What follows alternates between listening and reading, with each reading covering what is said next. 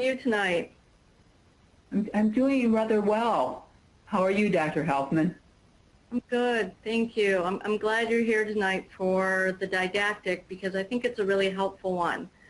Tonight we're going to be looking at our automatic thoughts and how they impact the way that we feel, how they impact what we do, and how we relate with other people. So I think you're going to enjoy it. Thank you. Well, what I wanted to talk about is, feelings are part of being human. And what we know is that when you're new to sobriety, oftentimes you feel your emotions pretty intensely.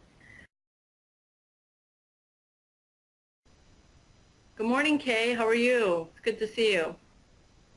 I'm doing okay. It's good to see you too, Dr. Helfman. How did you feel about last night's didactic? Did anything stand out for you? Well, to tell you the truth, I thought about it a lot after I left the session. And what stood out for me is just my negative thinking and how disturbing it can be at times. It just, I feel that I'm sad, and a lot of that is just through negative self-talk.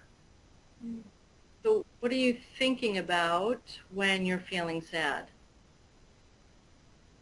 I feel, well, I feel sad, but I think that my words are that I'm a loser.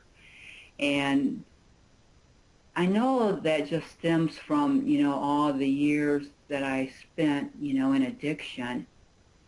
And I keep on thinking, I could have done better. I could have been, quicker to enter recovery. Why did I have to suffer so much consequences before I got here? Good morning, Judge Mountain. How are you today? I'm fine, thanks, Dr. Helfman. Who do we have next? Next, we're going to be bringing in Kay Lindor. Hi, Kay. Hi, Judge. And Kay has been doing a really good job in therapy. She's really committing to her recovery.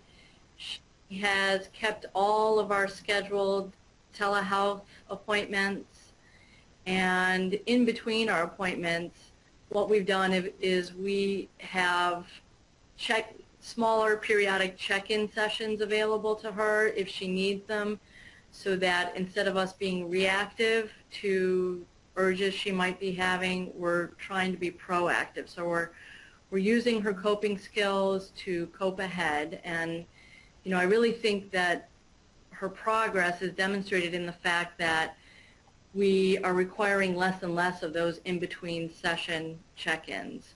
And she's maintained her sobriety, and she's working on her treatment goals. And how long has she been sober? She's been sober now for 2 months. So, Kay, how do you like working with Dr. Helfman? I think Dr. Helfman is the best therapist that I've ever had. And I just find her to be really bright and caring, and I just get a lot of positive feedback. She really has been giving me a lot of tools to work with, and like she said, I'm staying clean and sober, and at one time I didn't think it would be possible to be happy in sobriety, but I think working with Dr. Helfman, I'm feeling a lot of hope now that I can be happy and be clean.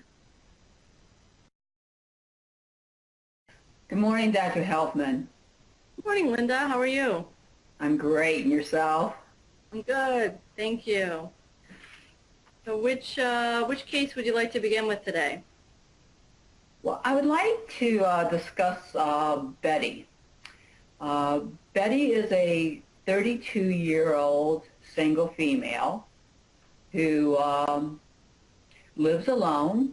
She lives in a popular city, and I mention this because she has a very wide, extensive social circle. She's a graduate of state of Michigan State, excuse me, and she has a MBA and a CPA. Her life seems to circle, well, at one time it circled around sporting events, entertainment, night clubbing, but she was referred to me by sobriety court after her second drunk driving offense in the last 2 years.